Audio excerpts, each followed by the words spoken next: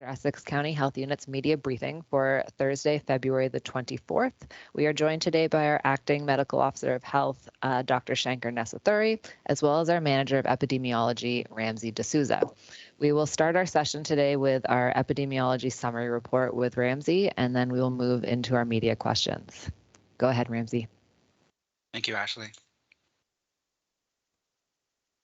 Good morning, everyone, and thank you for joining us for this week's epidemiological summary. The slides that I'll be presenting today is captured in the epi report, but there are some sections that have been expanded upon. So let's begin. We'll first talk about our high-risk cases and what's happening currently in Windsor-Essex and how do we compare with what's happening in the rest of Ontario. So since the onset of the testing change in late December, we've seen week-over-week decreases in our case rates. Our current case rates are on par with what we're seeing around week 45 of last year.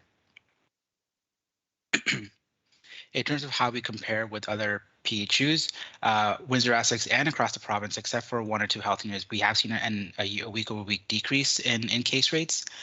We're currently ranked 8th overall, only surpassed by some other health units such as Porcupine and Thunder Bay, which has a higher case rate compared to ours. When we look at our percent positivity, it remains fairly unchanged to where we were last week. It currently is at exactly 15%. Though it has stabilized to that part, but we are continuing to see a decrease week over week again.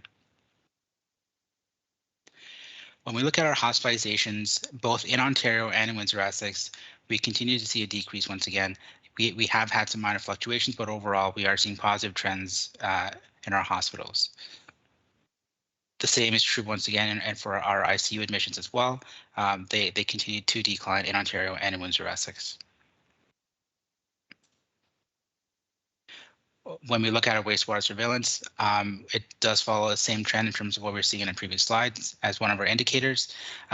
Typically, the way we observe it is there is an initial increase at the beginning of the week, but then as the week goes on, we do see a decline, and that's been happening in the past few weeks. Overall, though, since the beginning of January, as the weeks have gone on, we have seen a decrease in our wastewater signal. Just like in our previous slides, our deaths too have been decreasing. We are seeing, I think in the last week we only had one death, and it has continued to slow down in our region. Likewise as well with our outbreaks, we've been declaring less and less outbreaks as the weeks have gone on. Last week we declared only a handful of outbreaks compared to the previous weeks.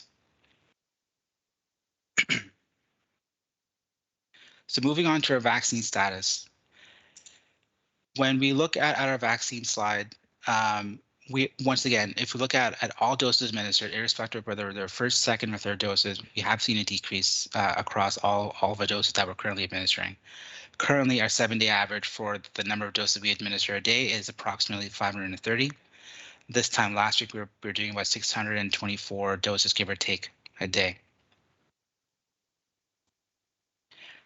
This graph just identifies the types of doses we're administering, first, second, or third.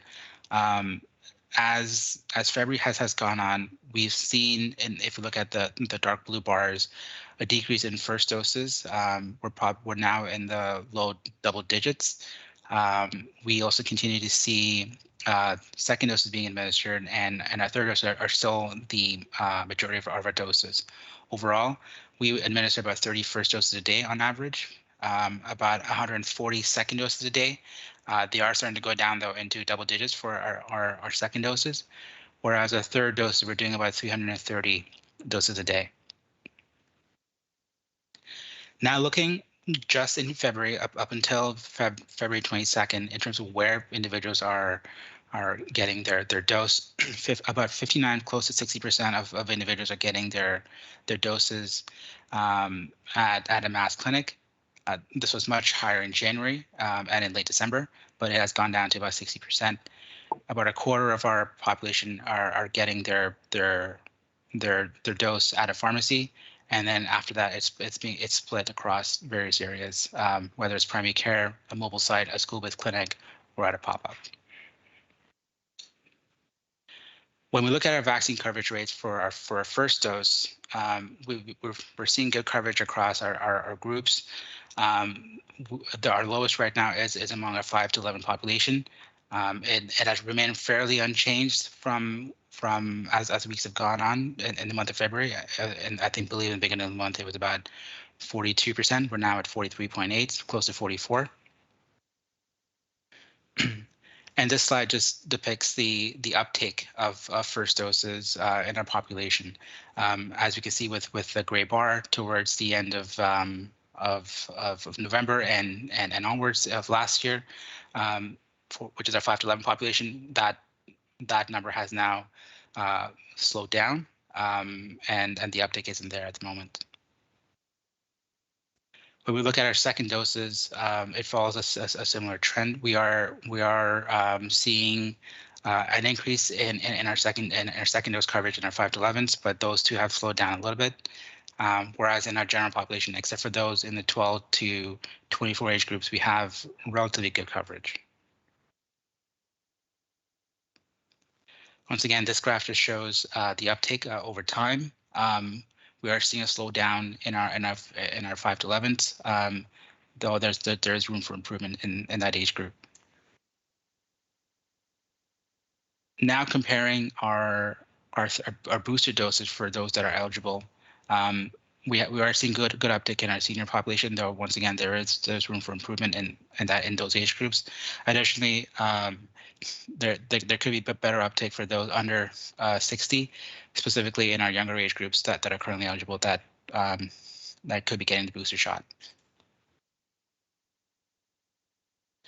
And once again, this just highlights the uptake as time has gone on for those who are eligible for the booster. We saw great uptake in our senior population once it became eligible, whereas that same trend hasn't really followed through with our younger age population groups.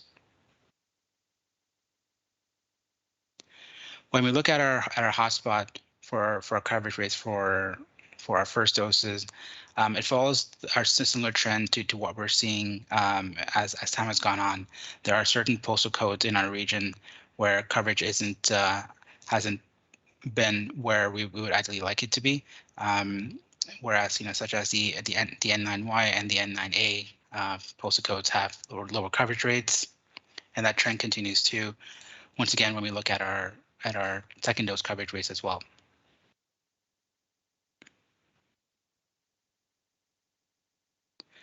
So how does Windsor-Essex compare with our first dose coverage rates to the rest of the province?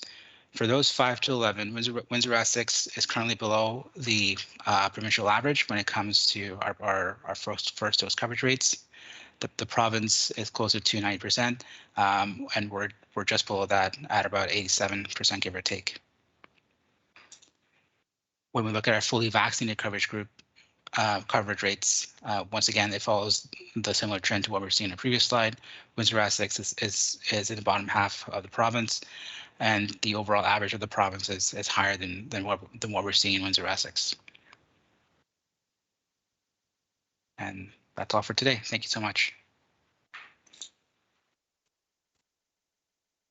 Thank you, Ramsey. We will move into our media questions, starting with CBC. Yes, good morning.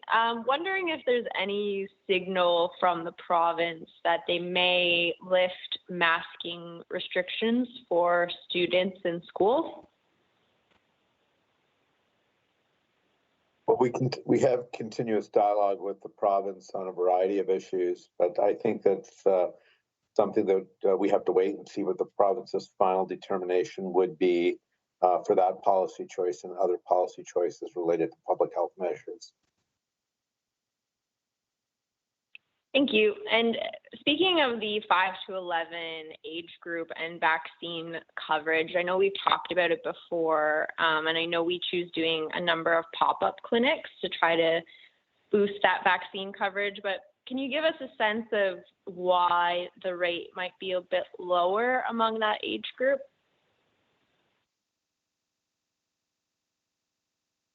Well, I think the overall trend is that the vaccination among young people is lower than people more in older ages or in very advanced stage. I think it's fair to say that some people are reluctant to get the vaccine because they have potentially unanswered questions about how effective the vaccine is, or they have concerns related to the safety of the vaccine or the necessity of the vaccine. I think those are at least some of the areas where people might have reluctance. I think as a general matter, parents quite appropriately are cautious with their children, and they try to gather as much information as they can to make the most informed choice. Based on the information we have today, I think the informed choice is to get your child vaccinated if they in fact are eligible for the vaccine. Vaccination has been one of the most effective public health approaches in modern medicine. If you're vaccinated, you're less likely to get sick and less likely to be hospitalized. I think we would continue to encourage people to get vaccinated. The Public Health Service at the local level and at the provincial level has worked to improve access to vaccines, and we see that with vaccine distribution through a variety of channels, including pharmacies and community vaccination centers and physicians' offices and mass vaccination sites and mobile vaccination programs. And also, the Public Health Service has worked on education and dialogue. Hope that that too will improve vaccination rates. The Windsor-Essex County Board of Health passed a resolution asking the province of Ontario to add COVID-19 vaccination to the suite of vaccines covered under the Immunization for School Pupils Act. I believe other health districts have also advocated for similar measures. I think Peterborough, we can get the information, we can confirm that, but I believe Peterborough also, the Peterborough Board of Health also passed a similar resolution. Thank you, Doctor. Any questions from AM 800? Good morning, Doctor. Just looking ahead to next week, with the province removing the proof of vaccination requirements at some facilities. I know we have a local order in place for sports and recreation facilities. Have you had a chance to go over that, and do you think that local order will be lifted? Well, we continue to monitor the data, and we'll make a decision on if vaccine verification should remain for young people accessing recreational facilities. So we continue to monitor this item, and we'll have more discussion and make that determination public as we get closer to March 1st. When it comes to the province, and I think you said this before when we talked about when they lifted restrictions, the local health unit doesn't receive, I guess, the document or the guidelines that the province sends down. It's very close to that date, right? It's not like you get it weeks in advance.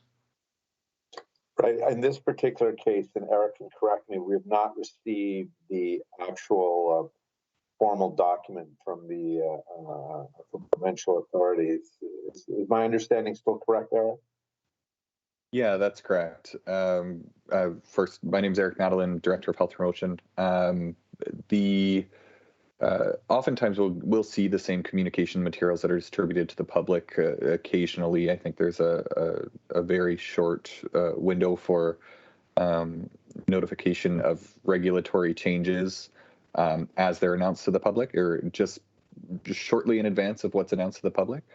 But the regulations come out oftentimes near the date of implementation, which makes it a little bit of a challenge to predict and anticipate what the actual legal wording will be, which can have some nuance in it that leads to different interpretation that we have to review internally before taking any action to rescind or revise our local instruction. Thanks, Eric. And just one more quick question. Doctor, when it comes to proof of vaccination, are you hoping local businesses restaurants, bars, movie theaters, they keep them in place even after when the province removes it? Well, I think the vaccine verification process is one measure that that helps control COVID-19 and perhaps advances the or encourages people to get vaccinated. We know that dining is a high-risk event for the transmission of COVID-19. I think it's also reasonable to conclude that COVID-19 is not going to be eradicated, and we'll have to learn to live with the fluctuations in cases and demands on the healthcare system as we go forward. So, in that in that context, I think that there's likely some effect when restaurants voluntarily engage in vaccine verification. Owners and operators of restaurants have always had a commitment to keep people safe. There are a number of regulations related to food service enterprises. Those include public health measures related to the preparation of food and the storage of food. And this may be one additional approach to keep diners as safe as possible. Thank you. Any questions from CTV? Yes, good morning. Given that the key indicators are going down, do you think the region is ready to move to the next phase of reopening?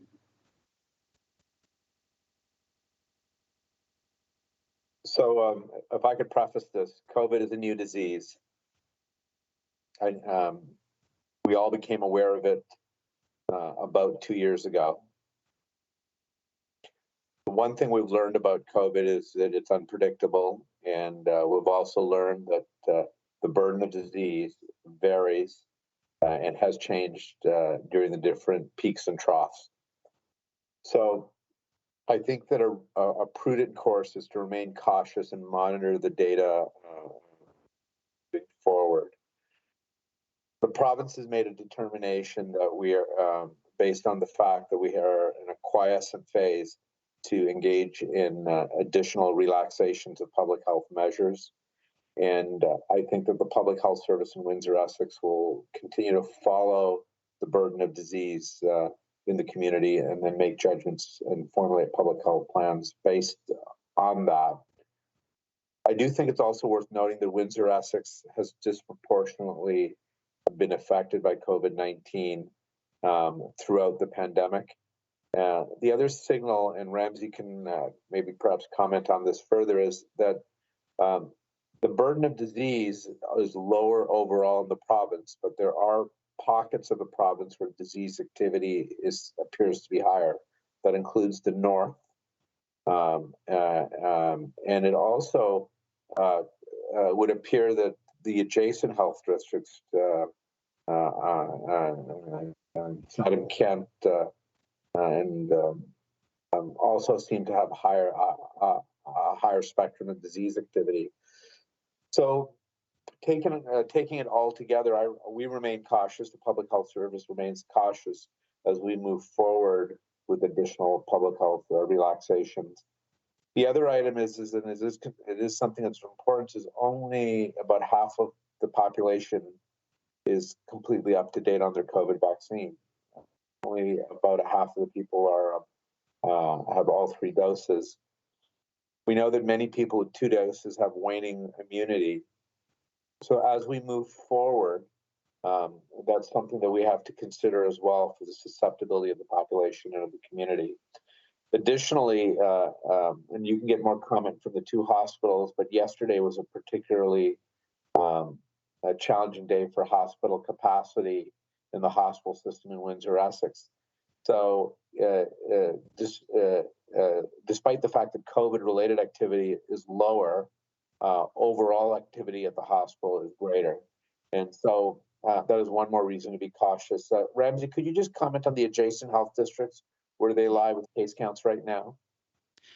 They're their case counts are slightly higher than ours, but to also add in some of them as well, their vaccination rates are also lower than ours. So the one plays into the other, or could play into the other as well. And those districts are Chatham, Kent, and Sarnia-Lambton. Sarnia-Lambton. Okay, thank you. And do you think, speaking of the vaccine coverage, do you think the region is at a high enough level of vaccine coverage moving into the removal of the proof of vaccination on March 1st? Well, 50% is not. We obviously would like to see a higher number of people with up-to-date vaccines, and 50%.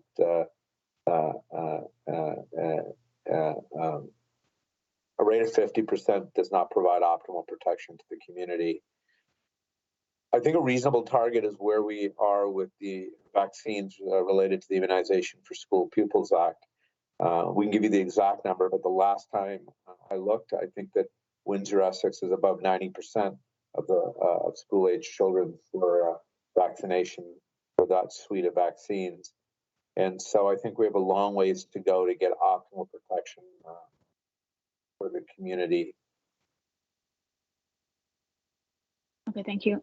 Just wondering if you will be releasing any more of the vaccination status for the most recent deaths. I know you have released them at times in the past. Just wondering when we'll be seeing for the most recent deaths. Ramsey, are you able to comment on that? We can take a look a little bit further. When we released them last time, we did it in batches of people just to avoid any kind of potentially identifiable information. So we can review our deaths currently and see what we had done last time. Okay, thank you. One thing I'd say is throughout the pandemic, the disproportionate amount of deaths have been among people that are unvaccinated. And many of those deaths among the unvaccinated were senseless, preventable deaths, people that died in the prime of their life. I know we repeat this, but I think it's well worth saying. As doctors, we appeal to people who are unvaccinated who are eligible for the vaccine to get the vaccine. It's particularly important that people who have serious medical problems to get their vaccines and get them up to date as well. Thank you. We will move into our follow-up round of questions with one question per outlet, starting with CBC. I'm good, thank you. Thank you. Follow-up question from AM 800. I'm good as well, thank you. Right, and a follow-up question from CTV. Yeah, I just had one more actually. How is the rollout going for the booster for the 12 to 17-year-olds? Eric, do you want to comment on that, and maybe I'll supplement it? I think what I can say is that there are a number of appointment slots available at our mass vaccination sites. We are still organizing frequently mobile clinics in different school settings as well as in the community. We encourage residents that are all eligible residents, whether it's first, second, and third doses, to go and make an appointment or attend a walk-in appointment as soon as they possibly can. And then I don't know if Ramsey, you can speak to 12 to 17 third dose coverage right now. Not at the moment, no. No. We can provide maybe an update on what that coverage is. Yeah, if I could just supplement that. It's really important for young people to get their third dose and all people to get their third dose of the vaccine so they'll be up to date. The other thing I want to share is that the Public Health Service has been helping organize vaccine programs, community for decades. And there are other vaccines that also need to get attention. The health unit is working to improve access to hepatitis vaccine, HPV vaccine, and meningococcal vaccine. These are three important vaccines for young people. And the community vaccination centers or mass vaccination centers we'll be offering these vaccines so that young people can get caught up for their vaccination. And that's well worth noting, I think, to the community and to the public. Thank you. Thank you very much, everybody, for joining us today. Our next scheduled briefing will occur on Monday, February the 28th. Otherwise, have yourselves a wonderful day. All the best. Thank you.